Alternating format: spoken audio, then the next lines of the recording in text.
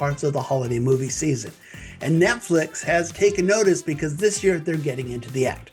Hey everybody, I'm Sean McBride, the movie guy, and today let's talk about A Merry Little Xmas.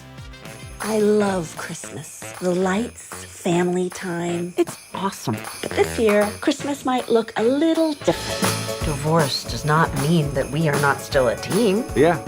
Legally, it kind of does. In Merry Little Xmas, Alicia Silverstone and Oliver Hudson play a married couple who are separated and about to make it official with a very amicable divorce. Now they're trying to put on a happy face because their kids are coming home for the holidays in their picturesque small town. It's one of those picture-perfect small towns that you find in all of these movies. It's filled with people who are good-hearted, but a lot of them are very quirky and they exist really to keep the story moving. Now things in the story take a turn when the soon-to-be former husband shows up with a new girlfriend who's played by Jamila Jamil. And not to be outdone, the soon-to-be former wife allows herself to be seduced by a local jack-of-all-trades who's played by Pearson Fody. Now the competition to make each of their spouses jealous can really begin. Now you may notice that this is not exactly a Christmas-specific story.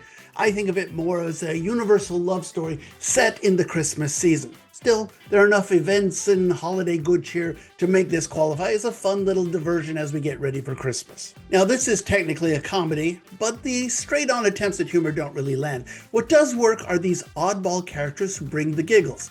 I loved Melissa Joan Hart as the best friend, Derek McGrath and Jeffrey Owens as two adorable fathers-in-love, and especially Pearson Fody as Chet, the guy who has a million jobs. Everything from handyman to, well, exotic dancer. Don't worry, the film is rated PG. Now, not all of these characters work. For example, I cringed every time the guy who's obsessed with Harry Potter shows up on the screen. It's not the actor's fault, it's just the screenplay is kind of lame. But hey, most of them are fun and quirky and they bring a lot of delightful energy to the movie. As for the romance at the heart of this film, well, that's a bit hit and miss. We know that the new boyfriend and girlfriend are only temporary and that our bickering central couple will see the error of their ways and thanks to the power of Christmas, mend their broken relationship.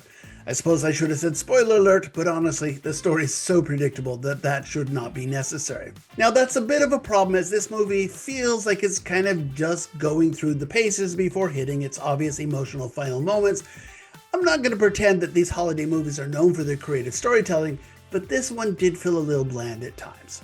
Still, the cast is having a blast, the quirk is turned up to 110%, the film is short and fast-paced, and delivers enough holiday fun to make it worth a night on the couch with your sweetie, especially if you have a mug of hot cocoa. I give Merry Little Xmas on Netflix 2.5 stars out of 4. Now look, I know this is Alicia Silverstone and Oliver Hudson's film, technically, but the supporting character, Pearson Fody's character, Chet, the handyman who does a lot of different things, I just thought he was delightful, a lot of fun. I really don't know this guy. Apparently he was a Nickelodeon kid, so he's got experience working in TV, and he hasn't done a lot of movies. But I thought he was very, very funny, and one of the best reasons to see this movie here. But that's me. I enjoyed him a lot. Did you like him as much? And what did you think about the Harry Potter guy? I kind of hated that character. Okay, that's just me. Comment below. Let me know what you think about the supporting characters. And of course, subscribe to my channel so you get all of my movies just as soon as these reviews hit. And of course, subscribe to the podcast. It's called Two Movie Guys. And every week we will deliver all of the big new movie reviews. Myself and my friend Joe Fryer, we get together. Just search for Two Movie Guys wherever you get your podcasts. Okay, we're just getting started on the week, and I did this one first because it actually came out on streaming on Wednesday, so it's a little early. But coming up on Friday, when most movies normally hit, we're going to have probably one of the bigger films of the fall. It's a remake of the Arnold Schwarzenegger movie, The Running Man. We'll talk about that later. See you then.